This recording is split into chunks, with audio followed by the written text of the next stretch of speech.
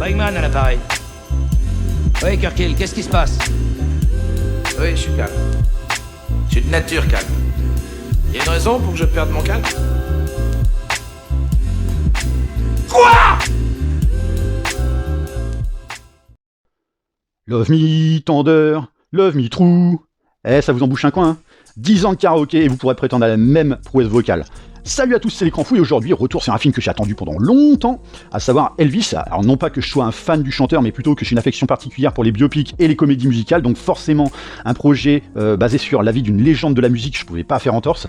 Donc film qui va évidemment retracer la vie du King à travers toutes les phases de sa gloire jusqu'à sa mort, donc là on traite sur à peu près une vingtaine d'années, et donc pas forcément une vie des plus simples, hein, comme quoi être une icône et un sexe symbole n'a pas que des avantages. Alors Elvis, c'est un projet qui a déjà 8 piges au compteur dès lors que Baz Luhrmann a été attaché au truc. À l'époque, c'était Kelly Marcel à l'écriture du scénario, donc scénario qui a été abandonné par Luhrmann himself, et d'un côté, vu le palmarès de la gonzesse, c'est peut-être mieux ainsi. Ensuite, Baz Luhrmann va finalement préférer s'épauler de Craig Pearce pour coécrire l'histoire, donc Craig Pearce qui est une personne avec qui il a toujours bossé sur tous ses films, donc il y a quand même un certain climat de confiance entre eux. Alors il faut savoir que Baz Luhrmann c'est un mec qui a quand même un certain sens de l'imagerie, non pas qu'il ait un talent de metteur en scène incroyable, mais il sait sublimer ses plans et iconiser des personnages, et j'ai envie de dire que c'est la qualité première requise quand tu es voué à t'atteler un bonhomme comme Elvis. Et puis il a aussi ce sens du spectaculaire, donc que ce soit dans le domaine des paillettes ou du burlesque, voire même un petit peu du théâtral, hein, vraiment, donc il le caractérise entre mille autres qui pourraient ou voudraient s'attaquer au genre, donc au départ c'est quand même un choix plutôt judicieux de le prendre lui. Et très franchement, là, le mec signe son film, quoi. Pour moi, je pense que c'est le meilleur de tout ce qu'il a fait. Dans la forme, c'est juste un bijou qui te fait littéralement oublier la qualité visuelle cataclysmique d'un Bohemian Rhapsody et sa mise en scène télévisuelle tronçonnée en long, en large et en travers. Là, c'est juste sublime à chaque plan. Il y a un vrai soin de reconstitution de l'époque, que ce soit dans les décors ou dans les costumes, et aussi dans l'envie de restituer les archives, notamment par l'immortalisation du King dans des séquences en noir et blanc, ou encore via du split screen. Il y a un gros travail sur la lumière de manière justement à iconiser davantage son Elvis, et le mec il te balance tout ça avec une énergie folle, mais via des envolées de caméra, tels les grands mouvements dont nous avait justement habitué le chanteur dans ses démonstrations de danse.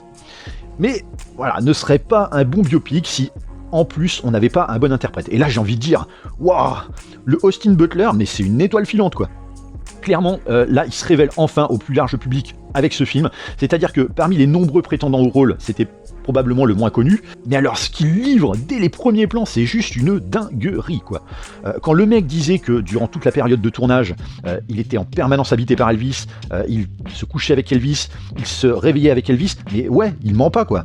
Et alors, rien que l'idée que c'est lui qui va jouer le personnage de Fade Rosa, donc personnage que j'attends comme un dingue justement dans Dune 2, j'ai envie de dire, mais enfin j'ai envie de sauter au plafond, quoi. Et puis surtout, le mec chante pour de vrai, quoi. Donc il est clairement en train d'opérer une ascension de malade, le jeune Butler, n'en déplaise à ceux qui, encore une fois, vont gueuler parce que ouais, c'est nul, il ressemble même pas à Elvis. J'ai envie de dire, vous voulez quoi? Un sosie qui joue comme un peintre en bâtiment? Ou un mec qui transpire dans le rôle à grosses gouttes? Vous croyez franchement que Rami Malek, il était le sosie de Freddie Mercury, peut-être? Alors que c'est probablement le seul à sauver un tant soit peu Bohemian Rhapsody? Alors franchement, essayez de prendre un peu de recul ou allez vous faire cuire le cul, quoi. Donc oui, vous l'aurez compris, je déteste Bohemian Rhapsody, alors, dans un premier temps parce que je suis fan du groupe et notamment de Freddie Mercury, et que le film est d'un total irrespect dans le seul but de livrer une image politiquement correcte du groupe et de Freddie Mercury, alors qu'on sait pertinemment que le mec était un master dans le domaine des débordements, il y avait de la drogue à profusion, Mercury c'était un consommateur de sexe ubuesque, à raison de plusieurs partenaires par jour, c'était une vie sulfureuse, une vie de véritable rockstar. Et Bohemian Rhapsody, c'était le film qui trouvait le moyen de te faire passer tout ce petit monde pour de bons petits garçons, notamment parce que fallait pas entacher l'image des autres membres du groupe qui se sont placés techniquement comme producteurs du film, n'est-ce pas? Le tout pour s'orienter principalement sur la jeunesse de tel ou tel titre, à la limite du filler sériel. Mais on s'en foutait, c'est pas ça qu'on veut voir. On sait ce que c'est qu'une rockstar, donnez-nous du putain de biscuit, quoi. C'est dire, le reportage sorti sur Arte quasiment dans la même période est plus éloquent par rapport à Queen et à Freddie Mercury. Alors avec Elvis, on tombe évidemment pas dans l'immoral non plus, hein. Ça reste un film grand public, et le King était peut-être moins scandaleux dans ses débordements que par exemple la Freddie Mercury, mais voilà, les péripéties qu'il va traverser, le film les met quand même un minimum en évidence, que ce soit ses rapports avec son public, sa famille, son rapport avec l'univers politique, enfin le climat politique de l'Amérique à cette époque-là.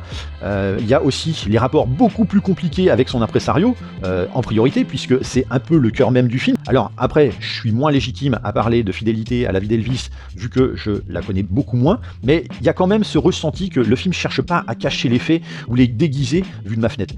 Même si je déplorerais une certaine retenue sur certains points, là où d'autres films comme par exemple Ray ou Walk the Line ou même encore The Doors ne se sont absolument pas gênés pour montrer des aspects moins clean des légendes qu'ils abordaient. Mais voilà, ça reste passionnant quand même à suivre. Et puis surtout, ce qu'on recherche aussi dans un biopic, ce sont un petit peu les anecdotes autour du héros, et là, moi perso, j'ai été un petit peu ravi d'en découvrir quelques-unes. De toute façon, déjà, le casting est un petit peu une anecdote en soi, puisque, rappelons-le, Tom Hanks fut le premier casté au film. Donc, rappelez-vous, Tom Hanks qui jouait dans Forrest Gump, donc personnage qui a rencontré enfant Elvis et qui l'inspira pour ses pas de danse devenus iconiques, alors que ici, justement, l'acteur joue le colonel Parker. Oui, parce qu'aux USA, tu peux t'appeler colonel pour n'importe quoi, même pour vendre du poulet frit. Donc Parker, l'impresario du chanteur, qui occupe finalement une place très très importante dans la vie de star, de celui qui inspira de nombreuses églises de Las Vegas à embaucher des sosies afin de consentir à des mariages faits à l'arrache. Et donc un impresario dont l'histoire n'est pas forcément connue du grand public, et c'est d'ailleurs plutôt intéressant parce que c'est vrai que c'est quand même rare que Tom Hanks joue un personnage de nature plutôt mauvaise. C'est presque inédit. Même si l'interprétation, à mon sens, pêche parfois un peu, notamment avec ses prothèses dont on n'arrive pas à croire en le réalisme. Maintenant, est-ce que toutes ces qualités, que ce soit la forme ou encore l'interprétation de sa star principale, sont suffisantes pour en faire un excellent biopic ? J'ai envie de dire non. Et ici, c'est un peu le cas. Alors attention, je suis pas en train de dire que Elvis est un mauvais biopic, bien au contraire. Non, c'est juste que là, on est sur un film qui dépasse les 2h30, donc relativement très long, bien que quand tu vois tout ce qu'il y a à dire sur le personnage, ça se justifie quand même pas mal. Mais le problème, c'est que, dans le fond, c'est un film qui respecte la trame de base du genre qu'on connaît déjà par cœur, donc les débuts, l'ascension, des moments de chute et de déboire, des relèvements, etc. Et contrairement à, par exemple, je sais pas moi, Rocketman ou encore The Greatest Showman, récemment, qui vont tenter une approche un peu fantasque et inventive pour sublimer les propos de fond, ici, on est vraiment dans du conventionnel, donc on tente de se rapprocher au plus près du réalisme, et donc forcément, ça réinvente pas la roue, quoi. Alors si peut-être un peu sur le concept narratif, et encore que bon. Après, c'est pas un défaut en soi, ce que je suis en train de dire, mais c'est du déjà vu sans originalité dans le fond. En revanche, le film, pour moi, possède un défaut inhérent à Baz Luhrmann, à savoir qu'il répond à son propre cahier des charges déjà défaillant sur la quasi-totalité de sa filmo, et notamment sa trilogie du Rideau Rouge. C'est-à-dire que Baz Luhrmann, c'est un mec qui aime bien envoyer du pâté au début, quoi. Il démarre sur les chapeaux de roue, toi en tant que spectateur, t'en prends plein les mirettes et t'es content parce que t'en as pour ton argent, c'est vraiment du pur blockbuster avec lui. Mais hélas, pour ensuite retomber littéralement dans un récit plus dramatique et donc moins emballé. Et ici, on est exactement dans le même cas de figure. Et c'est d'autant plus frustrant que Baz Luhrmann a compris ce qu'était Elvis, donc un mec avec une énergie ahurissante, voire affolante, et du coup, le début de son film est vraiment à l'image du mec, ça va à 1000 à l'heure, et dès que l'intensité retombe, ça peut éventuellement dérouter certains qui vont perdre pied avec le rythme du film et son contraste beaucoup trop radical. Maintenant, j'ai envie de dire, si tu veux être un minimum fidèle à l'histoire de Presley, t'es un peu obligé de passer par cette grosse phase de dramatisme, qui au demeurant n'est clairement pas inintéressante, puisqu'au final, via cet aspect biopic, le film est aussi vraiment une grosse dénonciation d'une Amérique donc profondément conservatrice, entre le racisme prédominant et le puritanisme des années 50 à 70, donc qu'une star en totale contradiction va chambouler à jamais, puisque rappelons-le, Elvis c'était le mec dont on disait qu'il était un blanc qui chantait et bougeait comme un afro. Mais il y a aussi cet aspect dénonciateur des premières notions de buzz et de business, et notamment l'enfer que représente cet envers du décor pour des artistes comme Elvis, donc qui étaient un petit peu en quête de liberté artistique justement, et ce jusqu'à la descente aux enfers qui mène à la destruction, quoi. Donc un mode de fonctionnement qui est devenu d'ailleurs une routine de l'industrie artistique, que ce soit dans le domaine de la musique ou même du cinéma ou des séries, comme on le voit justement à chaque instant désormais à notre époque.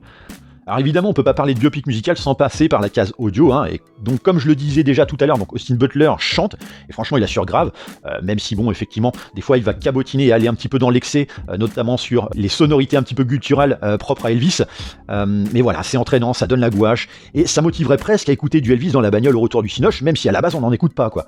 Et à cela va s'ajouter donc une composition qui s'appuie sur un mélange d'époque et un style résolument plus moderne, basé sur les grosses icônes de la pop culture actuelle, et là franchement ça marche du tonnerre. Mais ça, d'un côté, c'est un truc que fait depuis longtemps Baz Luhrmann et qu'il maîtrise plutôt bien, cette approche un petit peu éclectique qui donne vraiment un aspect tout à fait original au biopic. Donc oui, malgré quelques défauts, notamment de rythme ou encore de ne pas savoir se démarquer du genre via une petite originalité qui le propulserait vers d'autres sphères, on est quand même face à un très très bon biopic, un excellent film de Baz Luhrmann. Pour moi, je pense le meilleur. Bon, après, à voir avec le recul, mais en tout cas, c'était très très bon. Et donc, on en gardera évidemment en mémoire le boulot mais magistral d'Austin Butler, qui a littéralement redonné vie au King pour notre plus grande joie. Moi, je pense que si franchement ce mec-là, quand on sait que Rami Malek a eu l'Oscar du meilleur acteur pour Bohemian Rhapsody, je considère que Austin Butler est tout autant légitime à au moins avoir une nomination aux prochains Oscars. Voilà, j'en ai terminé. Pour le jeu des répliques, c'était sur la vidéo de Spiderhead. Dans le générique d'intro, il fallait trouver le prénom, sorti en 2012 et réalisé par Alexandre de la Patelière et Mathieu Delaporte. Et en générique d'outro, SOS Fantôme, sorti en 84 et réalisé par Ivan Reitman. Je vous attends dans les coms pour parler d'Elvis, que vous soyez un fan ou non. D'ailleurs, les fans, dites-nous si c'était vraiment fidèle au personnage. On like et on partage évidemment cette vidéo. On pense aussi à s'abonner. On se retrouve très très vite pour une prochaine vidéo. Bye. Ne pensez-vous pas que je la mérite? Quoi? Ne pensez-vous pas que je mérite toute votre attention? Eh bien, j'ai dû prêter serment avant de commencer cette déposition et je ne veux pas commettre un parjure, donc j'ai l'obligation légale de dire non.